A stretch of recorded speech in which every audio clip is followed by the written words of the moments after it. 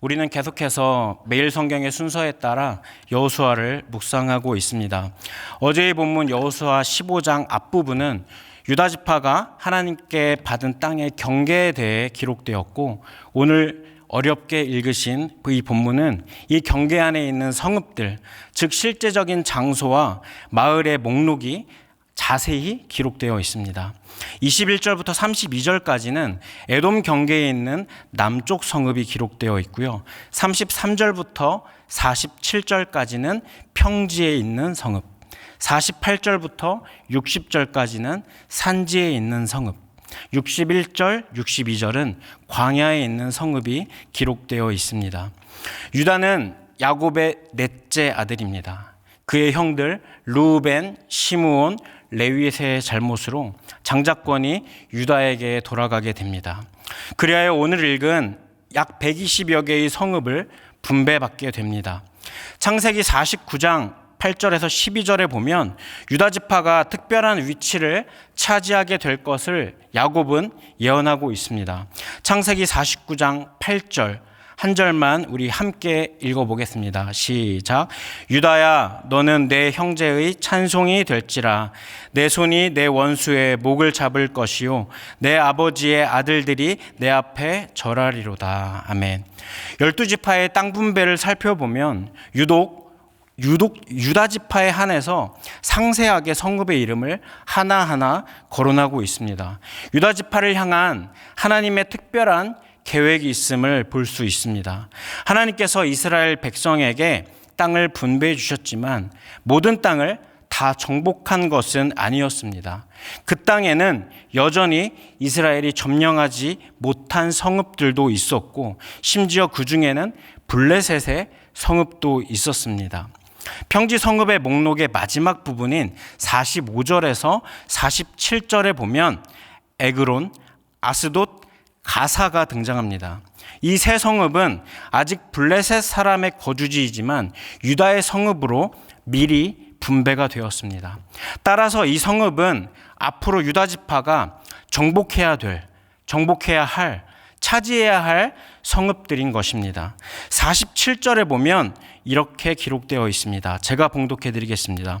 아스돗과 그 촌락들과 그 마을들과 가사와 그 촌락들과 그 마을들이니 애굽 시내와 대해의 경계에까지 이르렀으며, 아스돗, 가사는 여호수아 11장 22절에도 이렇게 기록되어 있습니다. 제가 읽어드리겠습니다. 이스라엘 자손의 땅에는 아낙 사람이 하나도 남지 않았고 가사와 가드와 아스돗에만 약간 남았었더라. 여호수아가 땅을 나누고 평화를 선포했지만 가사, 가드, 아스돗에는 아직 잔재들이 남아있던 것이었습니다. 방치한 이 잔재들이 결국 어떠한 결과로 나타났는지 우리는 성경에서 살펴볼 수 있습니다. 가사는 어떠한 도시입니까? 사사기 16장 1절을 살펴보겠습니다. 삼손이 가사에 가서 거기서 한 기생을 보고 그에게로 들어갔더니, 가사는 사사인 삼손이 기생 들릴라를 만나고 실패를 경험한 도시입니다. 심지어 가사는 현재 지리적으로 뉴스에 많이 나오는 그 가자 지구입니다. 아직도 전쟁이 지속되고 있고 무고한 사람이 목숨을 잃는, 심지어 공항도 하나 없는 세계 최대의 감옥이라는 지역입니다. 그러면 가드는 어떠한 도시일까요? 사무엘상 17장 4절에 그 기록이 있습니다. 제가 읽어드리겠습니다. 블레셋 사람들의 진영에서 싸움을 도두는 자가 왔는데 그의 이름은 골리앗이요 가드 사람이라. 그의 키는 6규빗 한 뼘이요. 골리앗이 가드 사람으로 소개됩니다. 가드 출신 골리앗은 이스라엘 군대를 모욕했습니다. 골리앗으로 인해 사울과 온 이스라엘이 놀라 크게 두려워했습니다. 그러면 아스돗은 어떠한 도시일까요? 사무엘상 5장 1절을 보겠습니다. 블레셋 사람들이 하나님의 궤를 빼앗아 가지고 에벤에셀에서부터 아스돗에 이르니라. 블레셋 사람들이 하나님의 궤를 빼앗아 다곤 신전에 둔 곳이 아스돗입니다. 아스돗은 하나님의 영광을 모욕한 도시입니다. 그리고 오늘 본문의 맨 마지막 63절에 보면 유다 지파의 실패담으로 15장의 끝을 맺습니다. 우리 63절은 한 목소리로 읽어보겠습니다. 시작. 예루살렘 주민 여부수 족속을 유다 자손이 쫓아내지 못하였으므로 여부수 족속이 오늘까지 유다 자손과 함께 예루살렘에 거주하니라. 유다 지파가 예루살렘 주민 여부수 족속을 쫓아내지 못하고 함께 거주하게 됩니다. 장자의 지분을 받은 유다 지파마저 땅 점령에 있어서 완벽하지 못했고 완전하지 못했음을 보여줍니다. 그리고 여부수 족속을 쫓아내지 못한 이 작은 불순종은 시간이 지나면서 더 큰 문제로 변했습니다. 이스라엘의 지파들이 가나안 땅 점령 실패는 다른 지파에도 반복이 되어지는데 뒤로 갈수록 점점 더 심각해지고 결국 사사시대의 실패로 이어지게 됩니다. 분배가 되었다고 해서 그 땅이 저절로 그 지파의 땅이 되는 것은 아니었습니다. 가능성의 땅이었습니다. 믿음으로 그 땅을 정복하고 다스릴 때 누릴 수 있는 것이었습니다. 방치하고 내버려 둔 곳은 위협으로, 고통으로, 흑역사로 다가온 사실을 우리는 성경을 근거로 살펴봤습니다. 다음 주면 우리 민족의 고유의 명절, 우리 민족 고유의 명절 설날이 다가옵니다. 벌써부터 제 두 딸들은 세뱃돈을 받아서 새학기에 새로 살 가방을 준비할 계획을 짜고 있습니다. 세배할 때 어린아이부터 어른들까지 모두 외치는 고정 인사말이 있죠. 새해 복 많이 받으세요 라고 인사합니다. 그런데 어렸을 때 제 아버지께서는 세배할 때 새해 복 많이 받으세요라고 인사하지 말고 새해 복 많이 누리세요라고 인사를 하도록 제가 어려서부터 가르치셨습니다. 우리는 하나님께 큰 복을 이미 받은 자이기 때문에 복을 다시 받을 필요가 없이 받은 걸 잘 누려야 한다라고 가르치셨습니다. 승리는 주어지는 것인 동시에 얻어서 누려야 합니다. 유다 지파도 받은 축복을, 기업을, 오늘 성읍을 받아 잘 누리고 정복했어야 합니다. 우리도 하나님께서 주신 구체적인 삶의 자리에서 많은 책임을 안고 살아갑니다. 우리의 학교, 가정, 직장, 사업장, 우리가 속한 무수히 많은 공동체는 우리에게 맡기신 성읍입니다.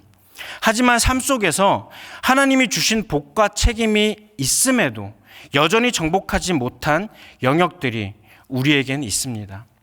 나의 마음이나 성격, 습관, 직장과 사업장에서 온전히 하나님의 뜻에 따르지 못하고 세상과 타협하고 무너졌던 영역들이 바로 우리에게 배분된 삶의 성읍입니다.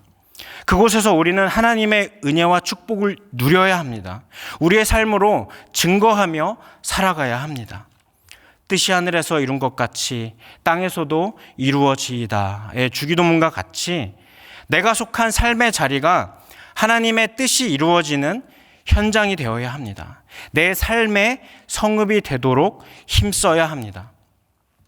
지금은 당장에 아무 문제가 없는데, 괜찮은데, 잠시 내려놔도 괜찮은데, 현실과 타협했던 우리의 모습을 돌아봤으면 좋겠습니다.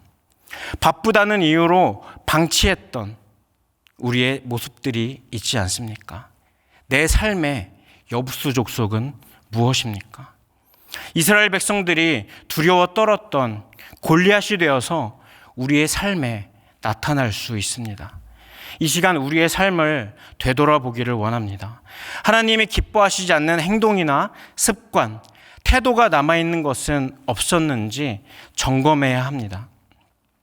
지금도 예루살렘은 여러 민족과 종교로 나뉘어서 복잡한 문제를 안고 있는 도시입니다. 우리가 받은 삶의 성읍에서 죄악을 완벽하게 정복하지 않으면 타협하게 되고 실패를 경험할 수도 있습니다. 지난달에 제가 3.1교회 부임해서 교회에서 족구도 열심히 하고 있습니다. 교육자분들과 함께 운동을 하는데 제가 수비를 보다가 공을 받지 못할 때가 있습니다. 요즘 살이 많이 쪄서 둔해진 것 같아서 살을 빼려고 노력 중입니다. 제가 수비를 하다가 실수를 하면 담임 목사님께서 종종 제게 말씀하십니다. 송성진이 잔발 굴러, 잔발 이렇게 말씀하십니다. 잔발을 구르고 있어야 정지된 상태에서 움직이는 것보다 더 빠르게 이동해서 공을 받을 수 있기 때문입니다. 잔발을 구르고 있어야 내가 맡은 수비 지역을, 내가 책임져야 하는 수비의 지역을 잘 책임지고 정복할 수 있기 때문입니다. 우리에게 축복하시고 허락하신 우리의 삶의 성읍을 정복하기 위해 우리는 영적인 잔발을 굴러야 합니다. 말씀이 될 수 있고요. 기도가 될 수 있고요. 성령 충만함으로 우리는 영적인 잔발을 굴러서 우리의 삶의 성읍을 누릴 준비, 누릴 자세를 우리는 취해야 합니다. 하나님께서 우리에게 이미 주신 축복을 오늘 기억하시고 우리에게 허락하신 우리 각자의 삶의 성읍들을 잘 관리하고 지켜나가고 누리는 것이 우리의 사명임을 믿으시기를 바랍니다. 하나님께서는 우리가 있는 환경 속에서 각자의 삶의 자리에서 하나님의 나라를 세워나가기를 원하십니다. 그곳에서 우리에게 할당된 분배받은 우리의 삶의 성읍에서 하나님의 통치를 드러내고 하나님의 영광을 나타내시기를 원하십니다. 오늘 하루도 우리의 삶의 현장에서 우리 각자에게 분배해 주시고 허락해 주신 우리의 성읍을 정복하기로 다짐하고 기도하시는 하루의 시작이 되시기를 간절히 소망합니다.